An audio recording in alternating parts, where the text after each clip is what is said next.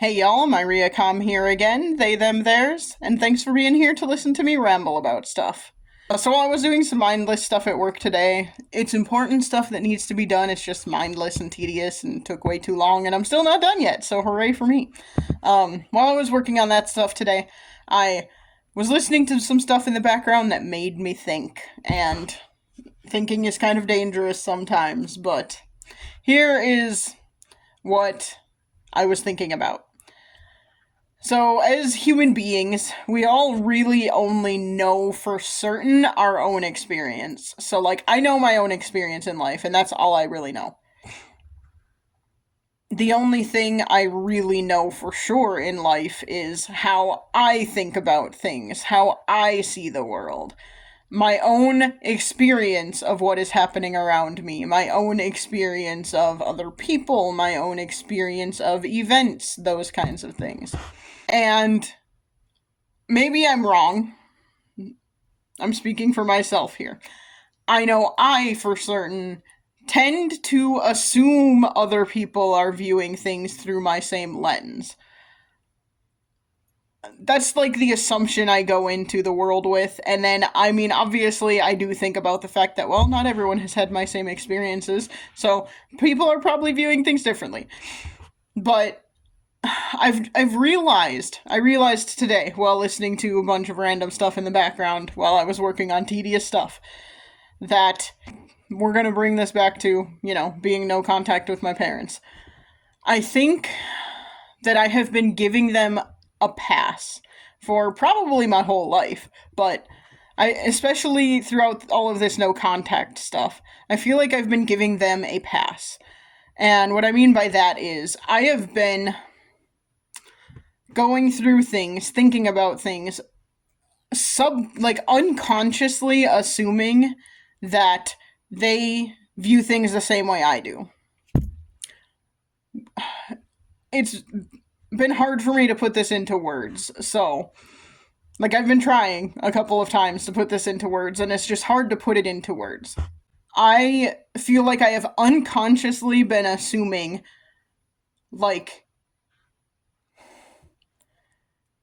I might not have been the happiest in childhood. I wouldn't say I had a bad childhood, but maybe I'm wrong. I also feel like I don't remember a lot of my childhood. There are things I do remember. There are a lot of good things I remember.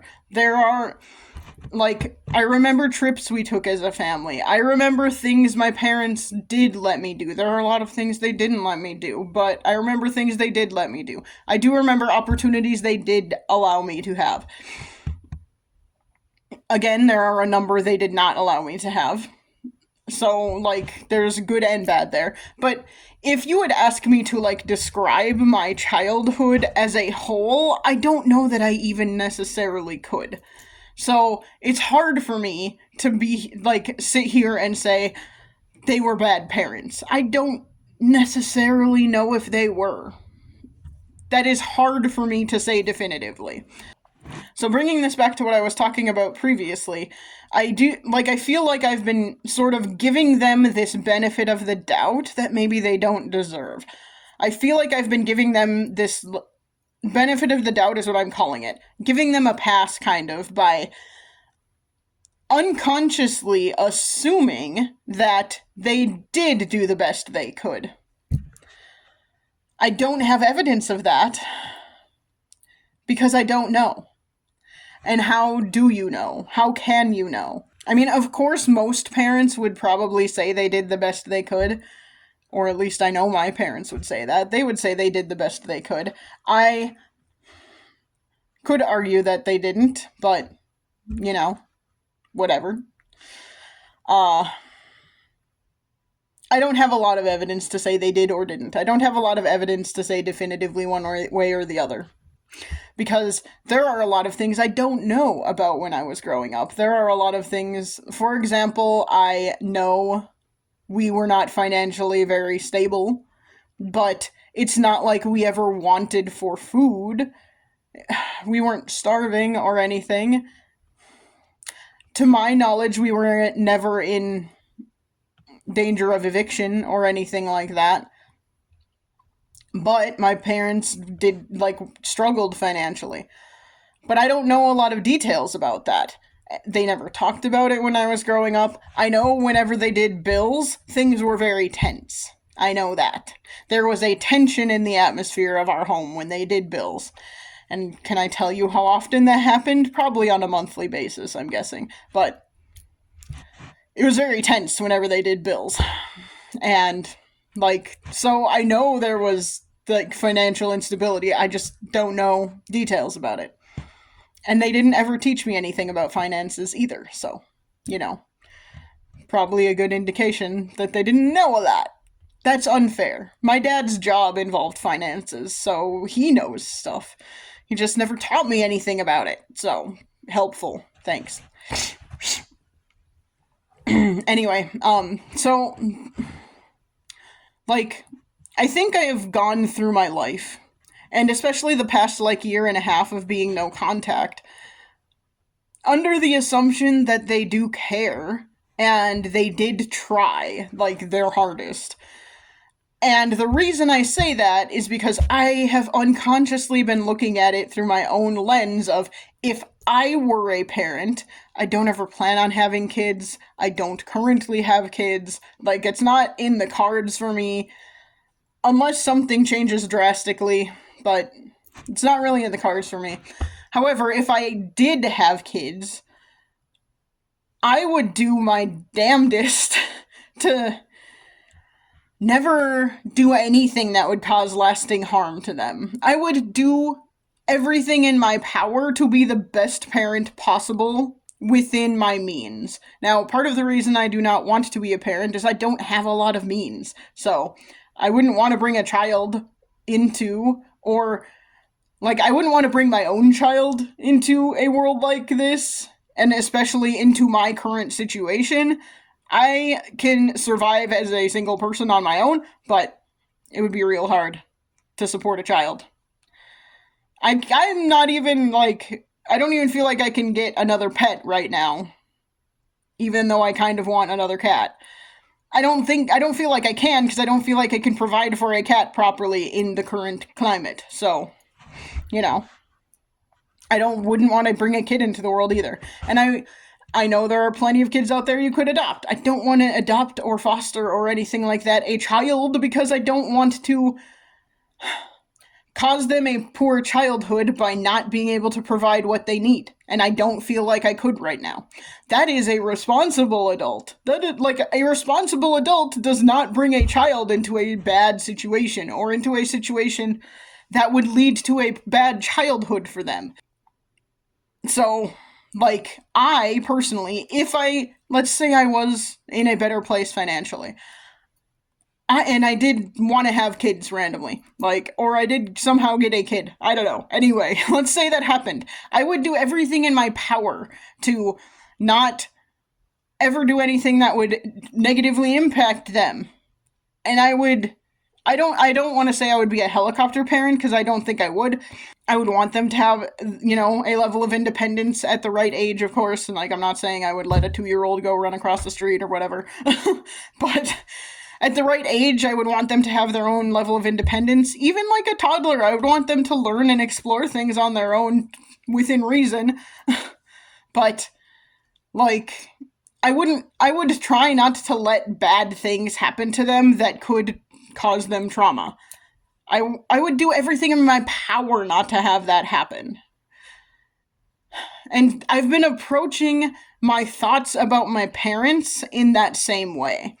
Like, obviously, they would never want anything bad to happen. Obviously, they would never want me to be hurt. Obviously, they would do everything possible to try and fix a broken relationship with me. However, like, some of the stuff I was listening to today while I was at work just made me realize other people don't necessarily think like that. Other people don't necessarily have that same mindset. I don't know enough, like, I don't know my parents well enough, which is another indication that we never really had a good relationship, if I don't know them well enough to say whether or not that is their mindset. I don't know them well enough to say whether or not they are thinking of just themselves first, when you shouldn't do that, because if you have kids, they should come first. That's how that is supposed to work.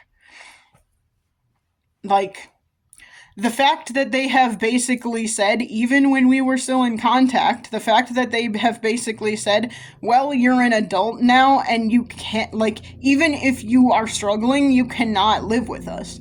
Like, that should have been an indication to me back then that, yeah, they probably don't actually care that much.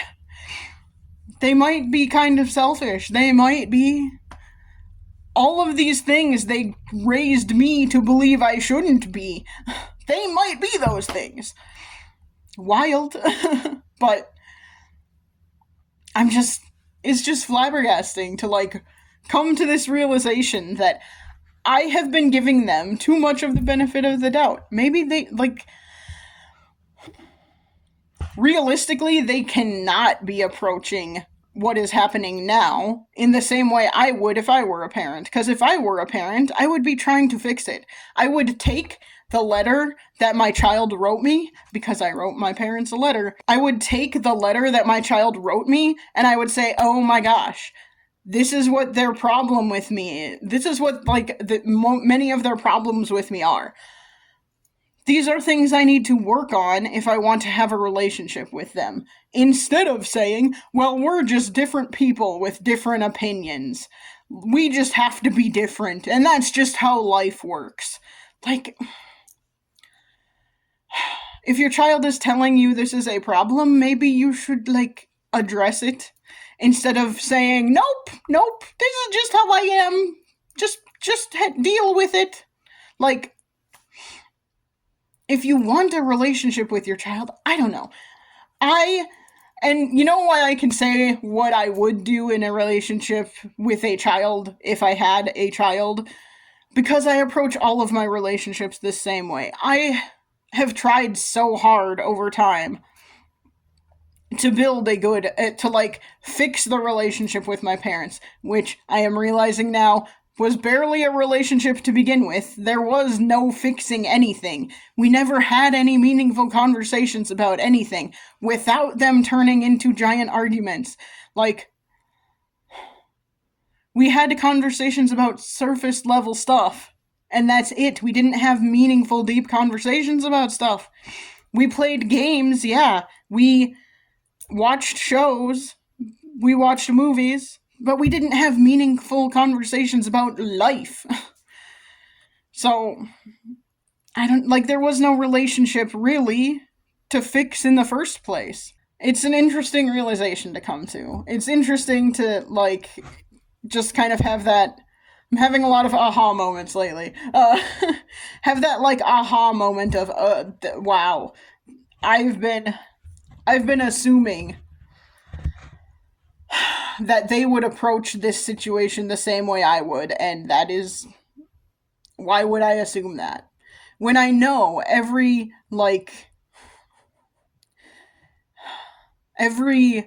potentially contentious conversation we've had about anything, I already knew how it was going to go before we had it.